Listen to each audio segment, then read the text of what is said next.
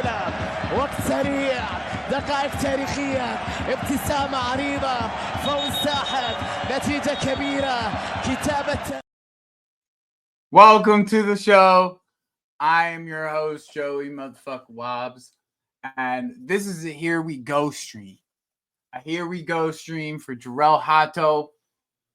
Boys, it took a little bit longer than we expected, but we finally got it done. Here we go from Fabrizio Romano. Well, you know what? Who we should really be giving the credit to, actually, is Mr. Ornstein. For all the talk, all the fucking hustle and bustle that fucking Fabrizio Romano put out for this deal, every day being advanced, and now we're dealing with the same thing with Simons at the same time, but every day just being advanced and just being advanced. Well, we don't need it to be advanced anymore. Here we go. Total agreement for Jarrell Hato, Ajax to Chelsea. Ajax supervisory board approval. Fee above 40 million. It actually came out to be about 37 million pounds.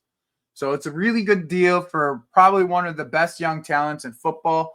The key to this, and I think the key to every single one of our signings this window, actually, which is actually kind of a cool thing, cool little stat to kind of look at, is every one of our signings this summer has over 100 games.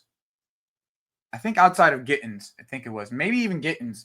But they have 100 senior caps, 100 senior games for their club. That is a much better sample size than some of the sample sizes they were looking at with some of the players that we were looking at beforehand, like the Mudriks of the world and such of that nature. This though, this guy has all the tools to be one of the top players in football. He's 19 years old. To be honest, Ajax used to play him at center back, right-sided center back, left-sided center back. The most impressive performance for me, specifically, from this guy was, and I haven't watched a ton of them. I don't watch a ton of Dutch football, but the most impressive game for me was the U21 game against Giovanni Quenda.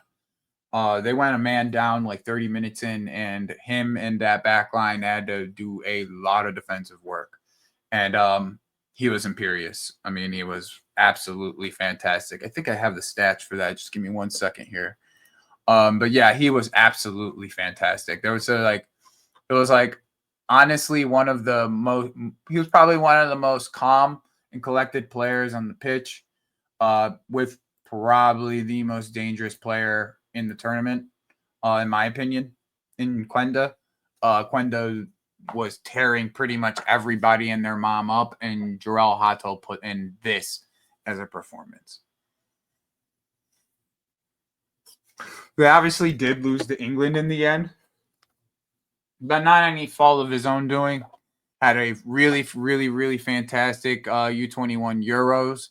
And if we're talking about profile of player to replace, top 3 left backs in Europe, there was only one other player that I was willing to get if it wasn't Hato. I'm still worried about him one-on-one, but man, when he played Quenda, he showed me up. He shut me the fuck up. He really did. He shut me the fuck up. So I haven't really spoken enough about it. And then I went back recently and had another conversation about it.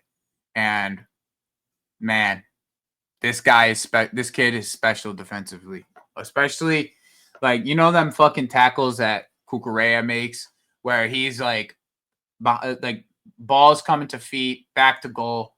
Cucurella kind of hooks tackles him or gets in between his legs and pokes it out of him. That's the type of front-footed defending that you're going to see from this guy. And then the other side of it is this.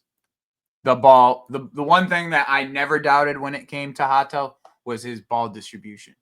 So, to be honest, I see this being kind of a player that could fit in multiple kind of roles.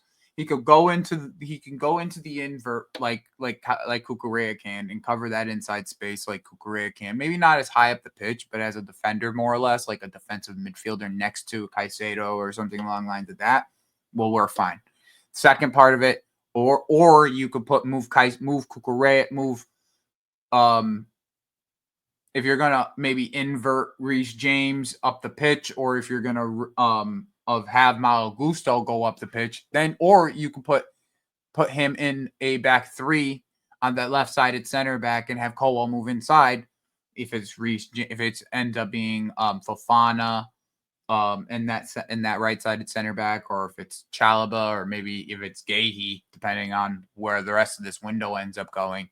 I think it's going to end up being a great fit in the end. I personally think that this is exactly the type of style of fullback that you wanted to get to back up Cucurella and give him plenty of game time. I mean, you need Cucurella healthy this year. We can't rely on Cucurella playing every single week like the way that we did the last year. I know how important he is. Like I said, he's the third best top three, and he's not three. All right, he's top three and he's not three. If you want to argue with Nuno Mendes, I'll give you that because of the season he had. But I mean, Cucurella, bro. Cucurella shows him up when they play against each other. It's normally Cucurella who gets the dub. Outside of Nations League, it's normally Cucurella who gets a dub. So, this is a player though that I am very excited for. I think he is. I think with Enzo Maresca, he fits perfectly, and I think that credit to the sporting directors. I don't say this often. I mean, we have a fucking whole series on the bozos, Winstanley and Stewart. But credit to the sporting directors for getting this deal done. It's right around that it's under 40 million. I really, really got to say that's a great deal for someone of this level at this age with his potential. It's a fantastic deal. So kudos to you. Now, honestly, if you have to spend a little overspend a little bit to get Xavi Simons, that's fine in my opinion. Like just get them both done, in my opinion. Get both of them done. You don't necessarily need to get Garnacho. I know that it's something that you want to do. If the number goes right, sure, but this is a great deal.